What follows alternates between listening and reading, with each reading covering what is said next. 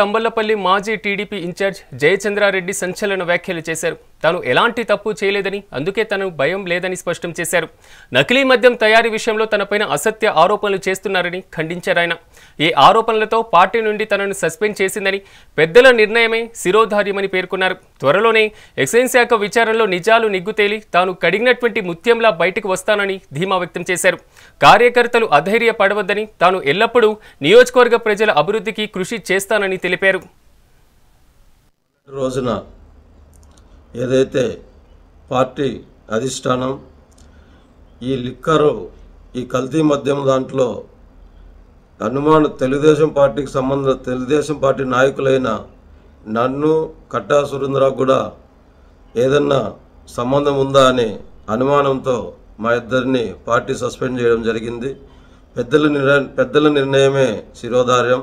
ఎప్పుడు చంద్రబాబు నాయుడు గారు క్రమశిక్షణకు మారుపేరుగా ఉంటారు. ఆయన ఎప్పుడు ఏ మచ్చబడినా దాన్ని తుడిచేసుకొని వచ్చే వరకు వదలరు.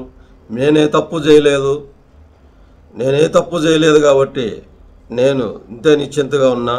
నిజాలు అతి తొందరలో మన ప్రభుత్వం ఏదైతే మన డిపార్ట్మెంట్, ఎక్సైజ్ డిపార్ట్మెంట్ ఉందో నిగ్గు తేలుస్తారు.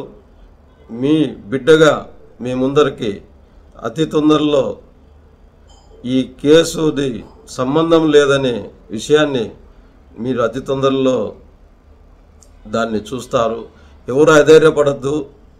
ఇది మనం ఏ తప్పు చేయలేదు కాబట్టి మనం ఎవరికి భయపడాల్సిన అవసరం లేదు. మనకు ఆ భయం లేదు. ఎప్పటికీ నేను మీకు అండగానే ఉంటాను.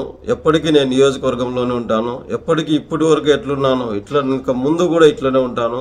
కడిగిన ముత్యంలో బయట వచ్చి మళ్ళీ అధినాయకుల మన్ననలు పొంది నియోజకవర్గాన్ని అభివృద్ధి పథంలో నడిపిస్తానని చెప్పి మీ అందరికీ మాటిస్తున్నాను.